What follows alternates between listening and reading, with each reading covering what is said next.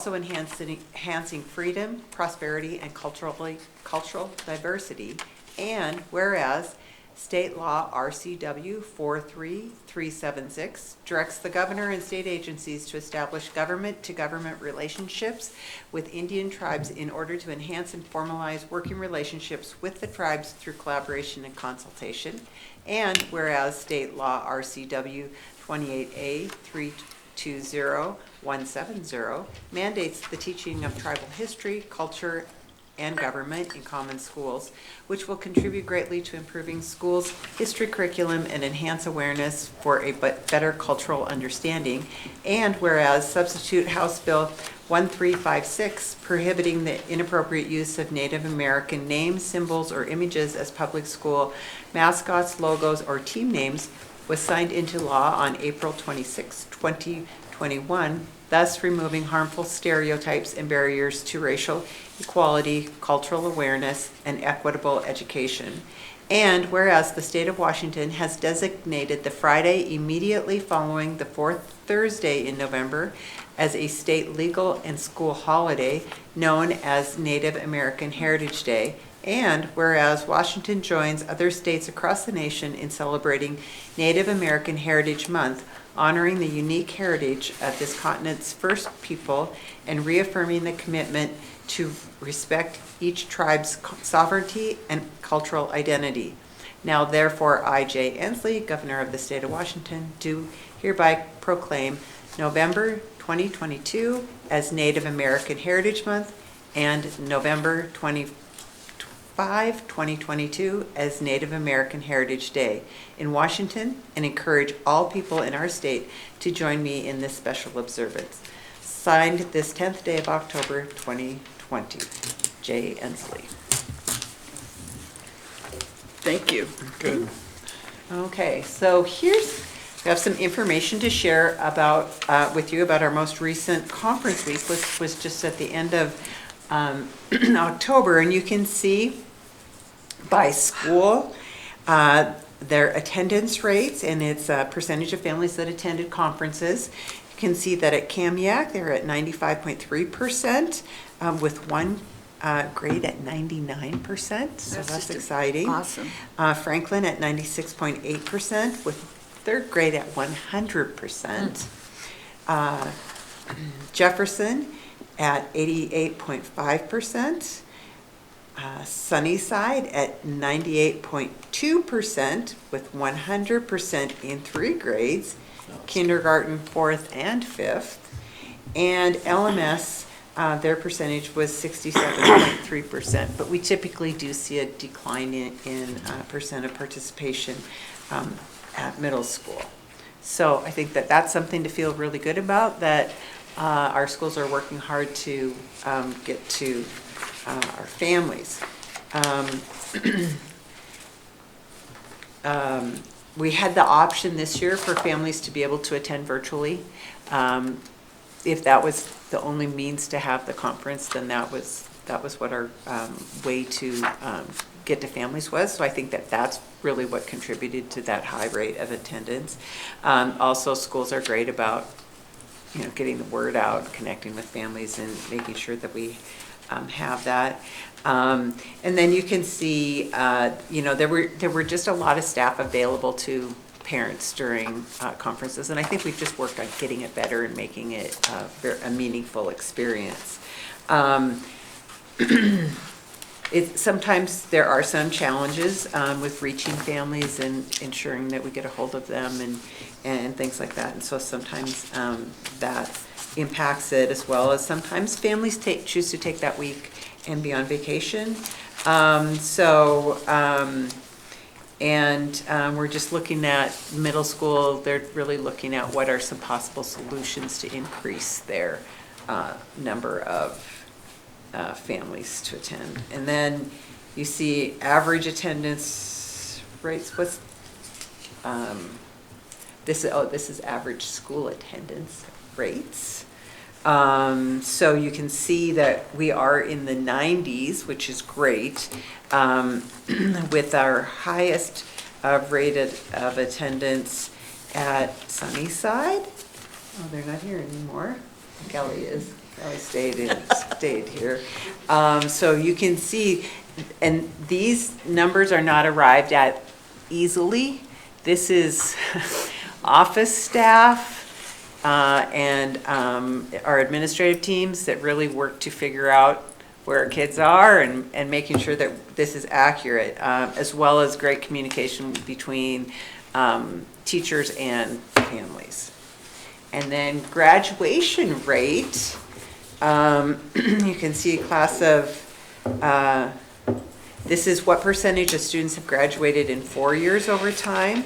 And you can see from 2019 to 2022,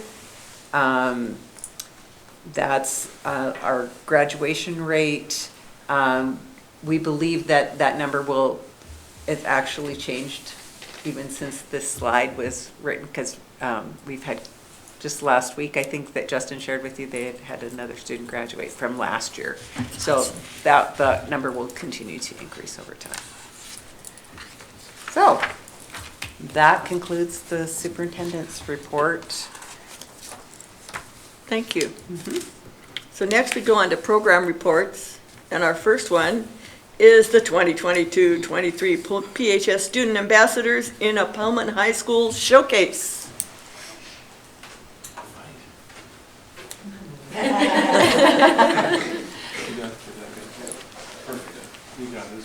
Start here, I'll get going and then I'll let you take over here for everything. Well, good evening, everyone.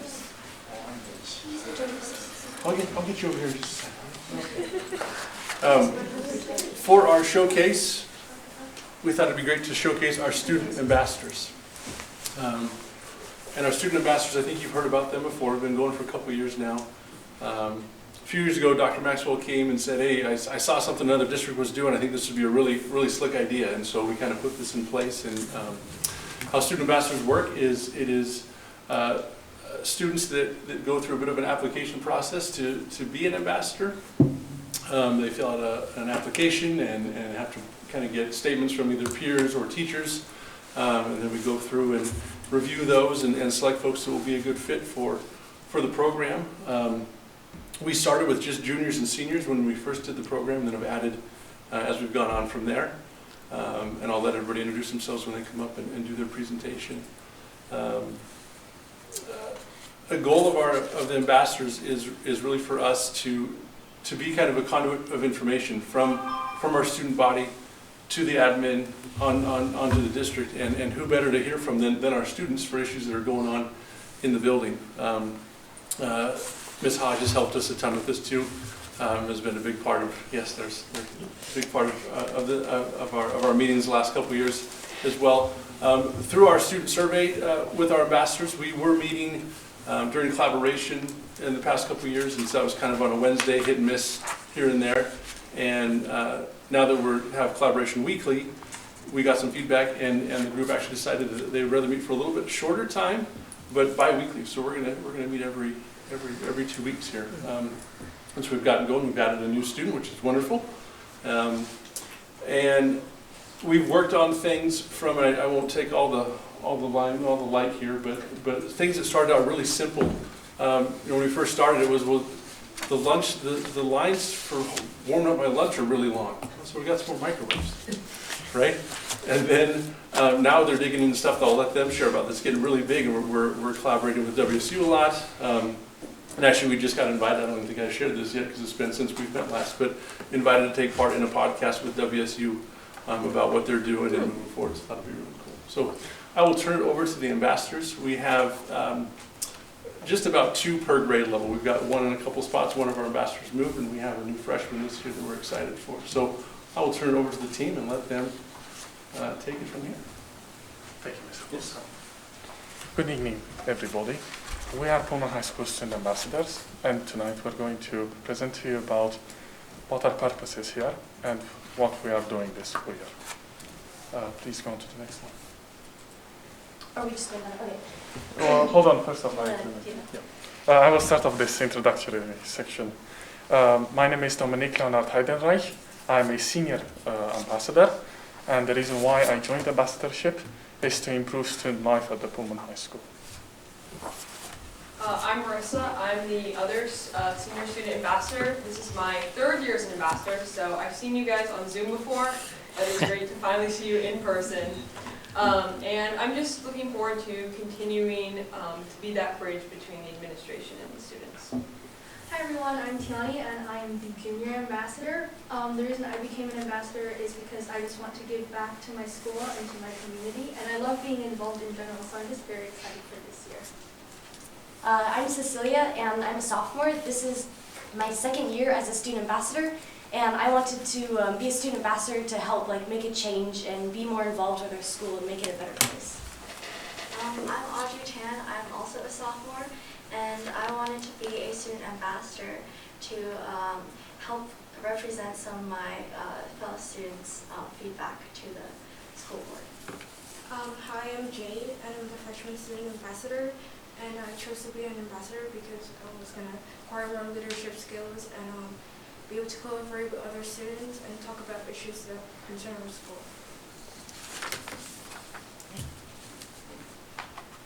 Wonderful. We can move on to the next slide. Right, so our job as student ambassadors, as Mr. Polstad said before, is to kind of be the bridge between admin and the students. And we just want to make sure students' voices are heard and students are presented and their concerns are reached to the admin. So we meet bi-weekly, like Mr. Polstad said, directly with Mr. Polstad so we can directly bring these concerns or suggestions of our peers to him, and then based on these concerns and suggestions, we can figure out initiatives that we want to take and things that we can tackle in order to improve our school and make it a better place for everyone. And then we'll talk about the meeting bi-weekly with Pulsar and Madison. Well, I think your next slide. We're going on to the next slide, yeah. Okay. Okay, so this year, some of our goals for this year are working with WSU to help with sustainability and composting and having our food waste sent to WSU so they can put it in their composting system. And then also the silverware was a big problem last year when we switched to metal.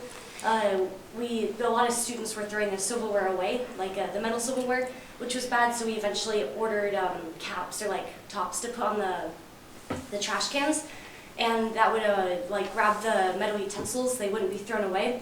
But this year the metal utensils are kind of oddly switching between plastic and metal, so this year we want to really fully switch to metal to make the school more green. How Next is crowded in the school, and because there's been an increase in population of students that has caused a lot of passing periods to be crowded, and everyone's always late to class because of that. So we want to work on that and make sure we improve that issue. Another issue that we found was we thought the last year that we weren't really talking with the ASB that much, and it was very confined to just the student ambassadors. So this year our goal is to work more with the ASB on more the better activities that we could do and help make our school better.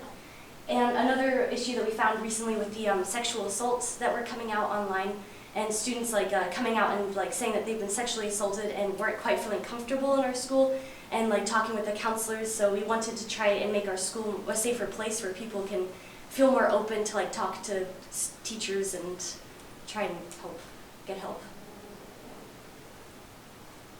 Please. Yeah, so just kind of what we said, what we're building on is our collaboration with WSU through sustainability and composting with them, and then as well our silverware. So just kind of continuing those things that we've been working on last year throughout this year. So for circulation, one of our continued projects will be trying to improve school traffic, because as Jade said, we've had a huge increase in students over the last few years, which is great for Pullman High School, but it results in a lot of traffic and safety concerns when people are trying to get to classes. So we're going to try to help to clear that up, and then also improve lunch lines as well. Thank you. Thank you. Thank you. There's a question. Did you get a question? Yeah, any questions for us? I had a question. With the increase in students, has there been an increase in parking issues with cars, and how is that Someone work? parked in my spot last week. The Yes, there nerve. is a problem with that, but we are going to focus on I that. think also last last year we did talk a lot about that as well. With especially, I don't know that we talk too much about parking spaces themselves, but when parents are trying to pick up or drop off their kids, even you, I guess, if you like drive to the school in the morning, it tends to be very, very crowded. So we were trying to encourage people to kind of drop their kids off in the back lot, or like just also encourage people who live near the school to walk instead of just asking their parents to drive them. Sure. We met with Officer Patrick and kind of talked through that. We hope to continue to work with him. Good. And we'd love to have you come by so we could shake your hands. Well, then, come on by. Thank you. Thank you. Thank you very much. Thank you so much. Thank you. Thank you. Thank you. Well done. Thank you very much. Thank you. Thank you. Thank you. Thank you. Thank you. Thank you. Hi, Marissa. Thank you. You're a senior. Thank you so much. Nice work. So just real quick before they wrap up out of here, just want to say what a obviously a great group of young people that I get to work with. And it's been really, really neat to watch them go from an underclassman and mature a little bit, and their communication comes out a little bit more, and then by the time they're seniors and they're really leading and doing a really nice job, it's a really, really neat process to watch and be a part of. So great group. Thanks for coming by, you guys. Thank you all. Thank you. Yep. Have a good evening, everyone. Awesome. You too. Do you want to introduce the next report? Yes, I'm That very, would be lovely. very excited to have two of our special education support staff, our positive behavior support TOSA, teacher on special assignment, and that's Natalie Dobbins, and then Dom Ventresco, our special education TOSA, are here to provide updates with what their work is this year. And they're trying to capture it in 10 minutes. Or less, who knows? Or less, and you can't even imagine, they just get started at about 10 minutes, so. Yes. Thanks for having us tonight. Welcome. I'm Natalie, I'm Dom. and we are two of the five, is there five of us? TOSAs. Yes. Yes, so you're gonna hear about what the two of us do. So this is just kind of what we're gonna go over. Like, we both work in the realm of special education, but this is our second year in that spot, so we are kind of figuring that out more. My first year was COVID, and then Dom came on kind of COVID in the midst of that. And then this year we're kind of like back at it, and we've kind of separated out our roles in those spaces.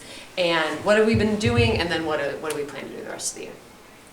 So this is me. So my official title is Positive Behavior Teacher on Special Assignment. My background comes from special ed, but specifically working with kids with behavior disabilities. And so where I spend most of my time is I support kids in the general ed setting who aren't necessarily on IEPs, they're not receiving special ed services, and they are not necessarily on a 504 plan, but for whom behavior is an issue with. And so I support those teachers and those kiddos. And then I also support our kids who are receiving special ed services within our two most intensive programs. And this year, that is at Jefferson Elementary in the ILC, and at Lincoln. We opened a new program this year for kiddos with behavior stuff going on. And so that's kind of where, and then the other piece that I do is Lincoln is in their second year of piloting Character Strong, and they took their schedule, and with late starts, every single student receives special ed instruction in a homeroom setting in their tier one, so everybody gets that Character Strong, and then we have some students who are pulled out of that to get tier 2 instruction in something that's called DBT for teens. So just like we would with academics, we are offering tier 1 instruction for social emotional learning, and then the kiddos that they're struggling with, we are offering tier 2 instruction at Lincoln Middle School, and it's going well. We'll talk more about that. And then supporting the PLC process for special education teachers. So you heard Justin talk about how now we don't have those Wednesdays that are every 6th week. They're now every Monday late starts. So just trying to work with Dom on figuring out how we're supporting the special educators in that process as we figure it out as a whole school district. So. Okay, so this is me, and I get to be your special ed TOSA. So last year I was able to start this position, and as the special ed TOSA, I support our entire special ed department. And so similar to what Natalie does, but my focus is a little bit more geared towards our students who have IEPs and our case managers and our support staff. Along with that, I do get the opportunity to support general ed staff who do support our students with IEPs in similar ways. And so one thing that you'll notice too is like much of our work, Natalie and I get to work fairly tandem together. And so a lot of our work tends to overlap, which is great because then it provides more supports for those teams and things and supports like that. So, but as being a part of an instructional coach for our special ed department, I specifically this year am focusing on our resource room programming for pre-K through 12. And so I get to support all 6 buildings in our resource room and for those students. I also get to support our life skills programming from pre-K through 12. So that includes our developmental preschool, our elementary developmental learning center, our middle school life skills class, and our high school life skills class. And so another piece I get to support is our MTSS system, which is our overall kind of RTI system on how we can provide interventions for struggling students who may not have an IEP initially, but we start providing interventions to support those students who are struggling in the general education setting. So that's kind of where my bridge over to general ed support kind of happens, is with our RTI process. I also get to provide guidance surrounding rules and regulations and compliance. And so working closely with case managers on writing compliant IEPs, going through formal timelines and processes, gathering necessary data to be able to write informative reporting to support our students and create the best plans and action plans to serve them. And then another piece that I get to do is, as well as being our TOSA, I'm also our district certified right response instructor. And so right response is our de-escalation curriculum that our district focuses on. And so the quality or the advantage of having me be our instructor and in-house with our organization is that we're able to provide more frequent trainings for our necessary staff, as well as I get to have the opportunity to provide ongoing coaching to even support that training even further. Whereas before, we would have to coordinate with the specific company's service alternatives, and then we would have to coordinate with their trainers from out of state. And so being able to bridge that and have it be in-house has made the trainings much more applicable to our staff. So the main idea of us is that we're all on the same team, and so we work together with our special educators, with building principals, with counselors. I walked in the room and Pam was like, oh, I forgot to send you an email that I wanted to send you. So we encourage teachers to definitely, we don't want it to be a surprise to principals and counselors that they contacted us, so we encourage communication between their building support first, and then we're going to come in and talk about what the building has already done, and then we want to come in and support more, because we don't want to overstep all the good stuff that's already happening at the buildings. So some celebrations that have happened so far is that the training and implementation of SEL at Lincoln Middle School, they bit off a lot in 2020 to 2021, and this year we were able, and they did it, but they did it without a bunch of training, and teachers dove in and felt a little bit overwhelmed. And so this year we were able to bring in some training to start the school. They changed their schedule to carve out a way for it to happen every single week. They have 3 amazing teachers who I work with. We took the curriculum and pared it down so that every single kid is getting the same lesson. So we're able to make it more conducive to the kids and the teachers, and it's going really well. We're in the beginning stages of, we finally have a continuum all the way up to 8th grade for our kiddos receiving special ed services with behavior needs. And so we're working on collaborating what are best resources for those teachers, and those teachers being able to collaborate together and build some programming over time for them. And then both of the we transitioned, the IOC used to live at Franklin for a variety of reasons, it's now at Jefferson. you've moved some of our hardest kids in the district, so that's not gonna come easily. So we hired a new teacher, so it wasn't without difficulty, but it's running really, really well now, and I got to see some fun stuff. They have a little kindness poster outside their door, and they each have a section, and they're talking about how they're kind. And then same thing, we built a program at Lincoln Middle School, hired a new teacher, and it has provided a necessary hole in our continuum for kids with special ed, and so for those special ed needs there. So it's going as expected, but well. So yeah. Some highlights for me. We, at our last professional development day in, I believe it was October, we kind of ran a trial of what in early stages of a vertical alignment would be for our life skills programs. And so within our PLC process, we have what's called collaborative teams, which are set at the buildings, but then we also have what's called vertical teams, which align teams all through the district. And so a big celebration that came out of that was we had some rich conversation from the developmental preschool all the way through high school transition on developing essential goals that all of our programs can focus on to support our students who have severe disabilities and be able to build upon some of those foundational skills starting from developmental preschool and ending all the way within our 18 to 21 program. And so it was a very rich conversation. All of the case managers left that conversation very excited because they're having the sense of alignment and the sense to be able to collaborate across all the buildings was really exciting for them. So another celebration, so far been able to provide our right response training to about 40 of our necessary staff, and I ran the percentage that's about close to 70% of our staff members so far. And the celebration with that is a majority of our staff members are having the training early in the year, which gives them the foundational skills that they can apply sooner within their buildings, but it also gives me more time in the year to provide that rich ongoing coaching specific to them.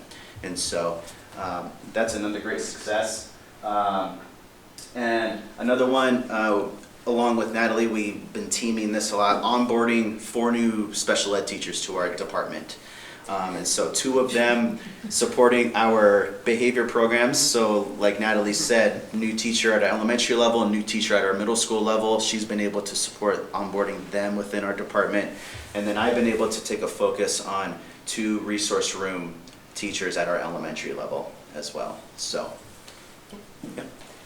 And then coming up, we're hoping, this is still in the works, but on our next professional development day, we're going to provide some sort of collaborative training where teachers can come and talk through some real life examples of what they're handling, and we can provide some research-based strategies for them in the midst of, you're going to bring to us what your day looks like, and we're going to talk through some research-based stuff to talk about.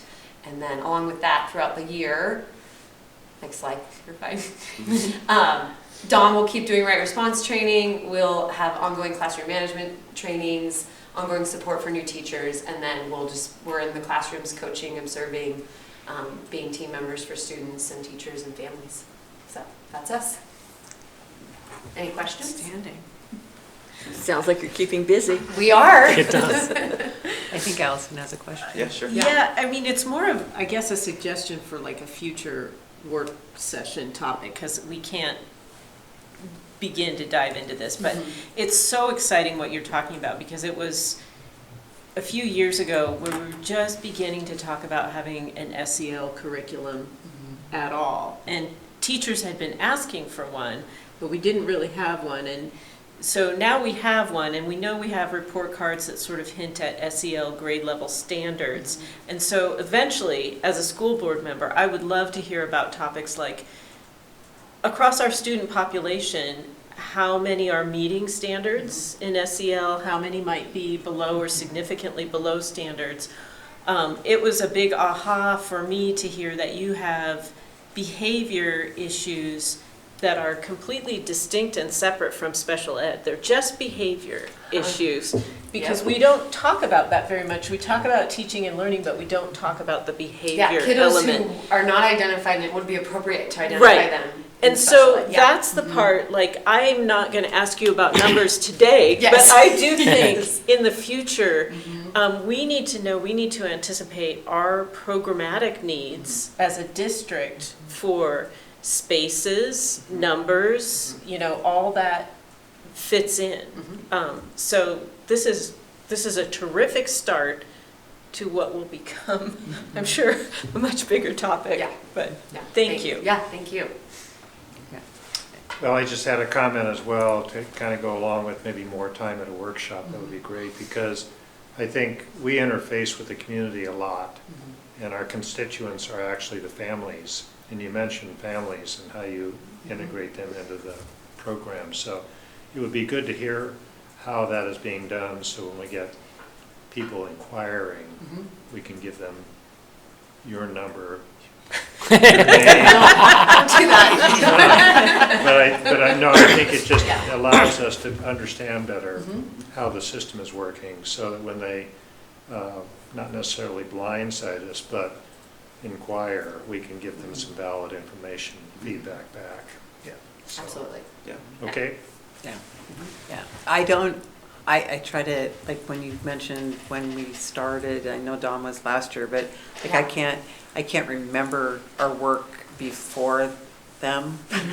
And I think it was because it was such a blur, because we couldn't get to really addressing student needs in the way that we've been able to with having Natalie and Dom in these positions. This And is incredible. they're just doing an incredible job, along with their other 3 TOSA colleagues. I mean, we are doing some incredible work. So thanks to the 2 of you for being here tonight. Thank you. Yes, come. Yeah. Thank you. Thank you Yeah, thanks both. for coming Thank to you. let us Thank you, know. guys.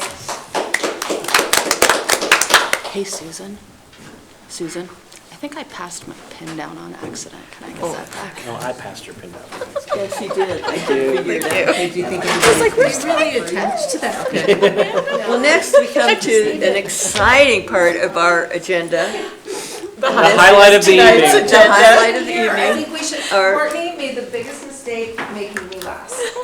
Let's hear from Vice President Diane Hahn. Yeah, that's right, Vice Because President. Bob's not here, I can be Vice President tonight.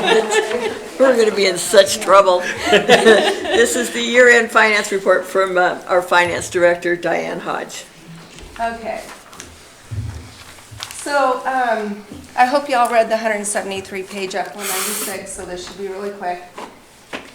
So this is just a history of our enrollment, 2021-22. Our budgeted FTE was 2625. We only came in at 2564. Fortunately, this year we're up to 2650, which is 25 FTE above our budget this year. So we're looking pretty positive this year, but it was not positive last year.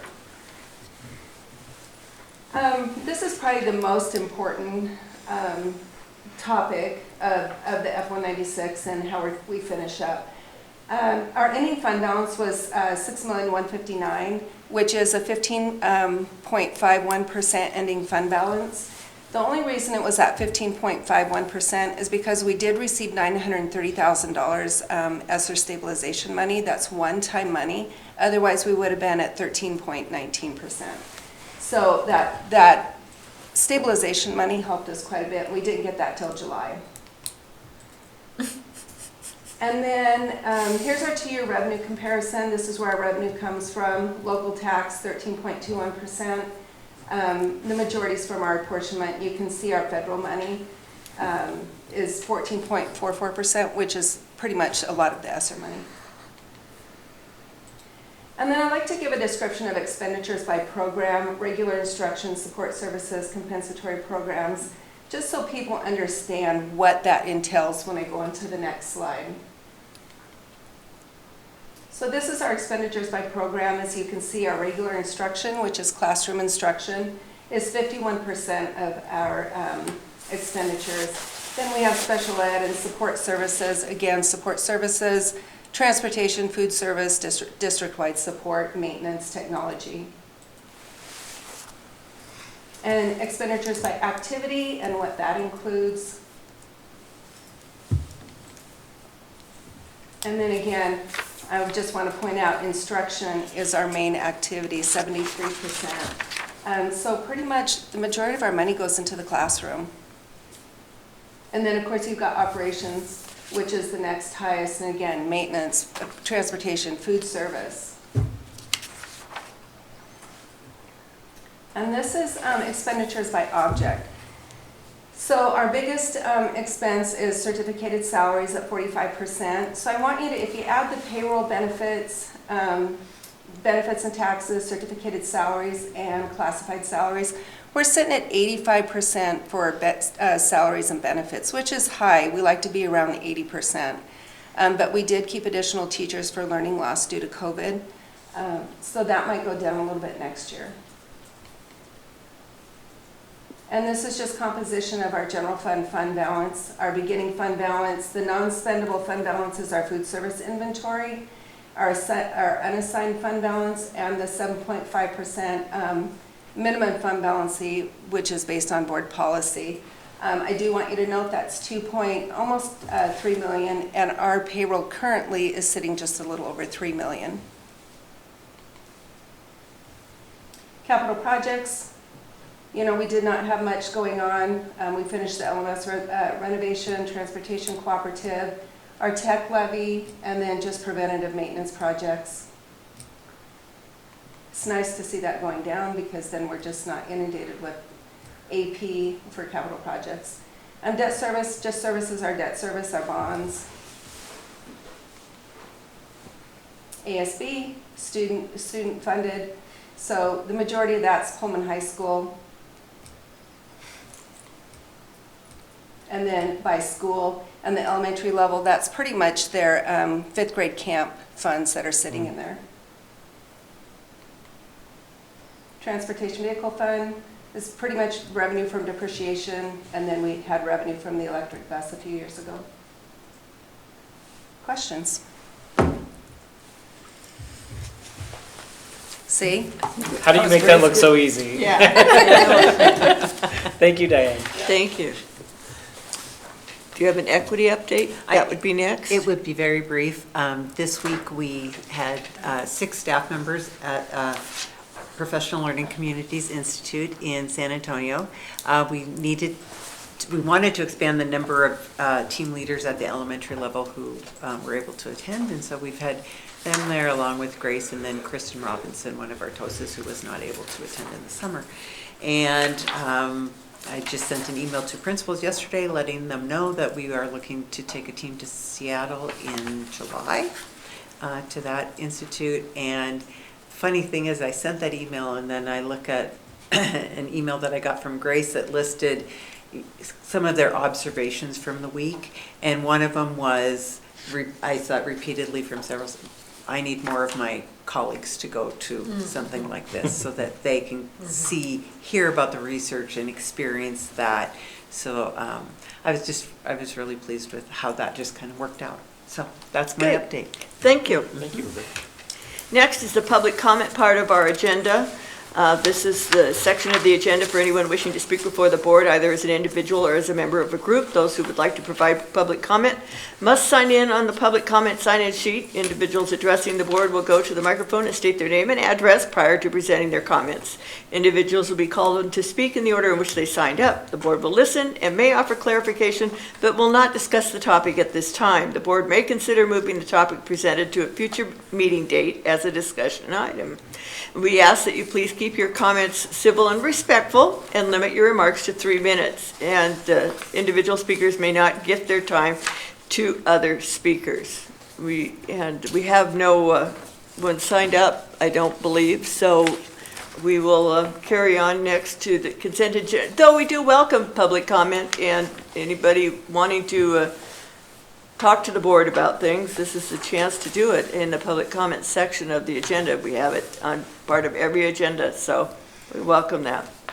So next is our consent agenda, and the consent agenda is in place to expedite business at a board meeting. And the use of a consent agenda includes items considered to be routine in nature.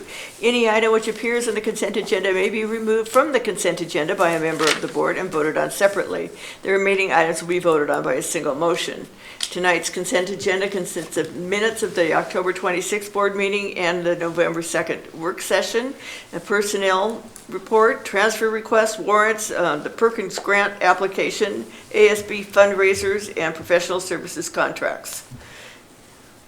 So I will entertain a motion to approve the consent agenda as presented this evening. So moved. Thank you. Thank you. It's been moved and seconded that we do approve the consent agenda for tonight. And is there any other discussion? Any questions? Hearing none, seeing none, I will call for a vote. All those in favor, please signify by saying aye. Aye. Any opposed? No. Great. Okay, now we'll go on to action items. These have all been previously discussed by the board, and the board will now take action by motion. First off is the 2022-2023 school improvement plans. Dr. Kramer. So as you know, every year we bring school improvement plans to the board for approval. You might remember that the elementary principals presented their school improvement plans at the work session on October 5th, and the secondary principals presented theirs last week at the November 2nd board work session. And so they are here for your approval, and I'm happy to take any questions you might have about them. Anybody have any questions regarding the school improvement plans for this year? No, I move that we approve the 2022-2023 school improvement plans. Second. Thank you. It's been moved and seconded that we do approve the 2022-2023 school improvement plans as presented to the board. Are there any other further discussion? Just to say thank you to all the principals for taking time out to do that for the board. We certainly Definitely. appreciate it. Yeah, absolutely. Thank you, So, Jim. Okay. No other discussion? Then I will call for a vote. All those in favor, please signify by saying aye. Aye. No opposed, so there we go. All right, now we have come to Resolution 22-2305, the Lincoln Middle School Commissioning Report. And our Executive Director of Operations, Joe Thornton, is here to present this. Thank you. At the last meeting, I presented to you for your consideration a resolution to accept the commissioning report for Lincoln Middle School. Any questions? It's a fine addition. It's a fine addition. Really, as I would, And I'm still enough of a nerd to get excited to see that metal roof every time I pull into the park. And the reason I like it is I like the commons area, and my granddaughter loves it. So she's my kind of inside There you go. person. Perfect, yes. Perfect. Okay, so I can entertain a move in to approve Resolution 22-2305, the Lincoln Middle School Commissioning Report. I move approval of the resolution 22-2305 Lincoln Middle School Commissioning Report. Second. Okay, it's been moved and seconded that we do approve Resolution 22-2305. Any further discussion? Any questions? Okay, seeing none, I will call for a vote. All those in favor, please signify by saying aye. Aye. And there's nobody left to oppose, so that has passed. Thank you. Thank you. Next, we have Policy 6250 cellular telephones, and this is new. Dr. Kramer. And this policy was brought to you by Dr. Maxwell at the last board meeting, and there have not been any changes to the policy as proposed at the last meeting. Anybody have any questions regarding this policy? I move that we approve policy 6250 cellular telephones. Second. Okay, it's been moved and seconded that we do approve policy 6250 cellular telephones. Is there further discussion, further questions? Seeing none, all those in favor, please signify by saying aye. Aye. And no one left to oppose, so that has passed. So now we go on to discussion items. Discussion items are presented to the board for discussion.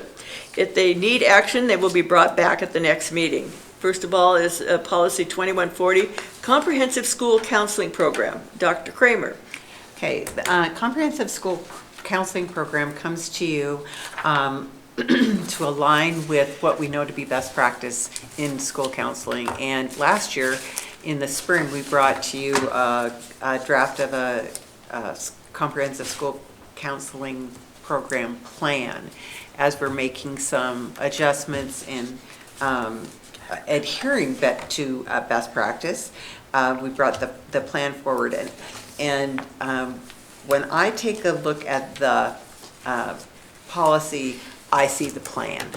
It really puts the plan into words for the board. It speaks to how we want our school counselors to spend their time, where their focus areas are, and that we are going away from management of what used to happen. I remember when counselors used to do the schedule and used to, that was really what their focus was. And it is really more about working with students and planning their lives and responding to what their needs are on a regular basis. So that's what I see in the policy. I'm happy to answer any questions that you might have about it. Anybody have any questions? Dr. Kramer? Not a question, but just a comment that another thing I think policies like this will do is make the profession of being a school counselor potentially more appealing, because people often get into these professions because they want to spend their time helping students, and then the way this old management-driven model is, you couldn't, because you were so busy doing these other things that you couldn't sit down and make time to have face-to-face contact with students. So supporting absolutely everything you said, this is putting just more face time, direct contact with students. Super. And next, we have another resolution coming up. This is Resolution 22-2306, surplus inventory sale, and this will be presented by Joe Thornton, our Executive Director of Operations. Thank you. It's that time of year where we're looking to dispose of a whole bunch of stuff we collect over the summer that's no longer needed in buildings. So I'm bringing this resolution to you. It would be wonderful if we could move this to an action item, for the simple reason it takes a month between the time that you approve this and all the advertising I have to do for me to actually do the surplus sale. So. Okay. Yeah. So you want us to listen closely so we can approve it tonight? Correct. All right. Yes. We can do that. Well, so there's nothing to really discuss other than we have surplus and we need to get rid of it. The process is to go to make it available to school districts, and then a week after that make it available to the public. And after that, we will decide which we're going to store and archive, or store and hang on to as a surplus, as a extra material, and what we'll dispose of. Do we have a draft prepared that would be ready to sign tonight? I do. Oh, perfect. Well, in that case, I'd love to move this to an action item. Second. It's been moved and seconded that we do move Resolution 22-2306, surplus inventory sale, to an action item this evening. Is there any further discussion on this? It's hearing none. I'll call for a vote. All those in favor of moving this to an action item, please signify by saying aye. Aye. All right. So now we have an action item this evening, and this would be Resolution 22-2306, surplus inventory sale. Any Is there questions? any other questions on this? Almost as exciting as commissioning, but not quite. I move that we approve Resolution 22-2306, surplus inventory sale. Second. Thank you. It's been moved and seconded that we do approve Resolution 22-2306, surplus inventory sale. Any further questions or discussion on this? Seeing none, hearing none, I will call for a vote. All those in favor, please signify by saying aye. Aye. Nobody left to oppose, so that has passed. Thank you. Thank you. Thank you, Joe.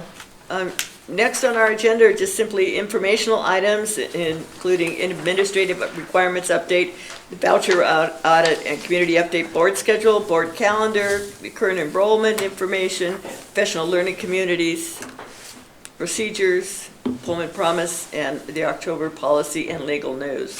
There is no executive or closed session this evening, correct? Yes. So I can entertain a motion to adjourn. So moved. Second. It's been moved and seconded that we adjourn. All those in favor? Aye. I didn't even ask for discussion on that one. Thank you. We are adjourned. But we do have this resolution that you can please sign. Yep. before you go. And we're doing board planning tomorrow, did we decide? Yes. Okay, good. 9 a.m.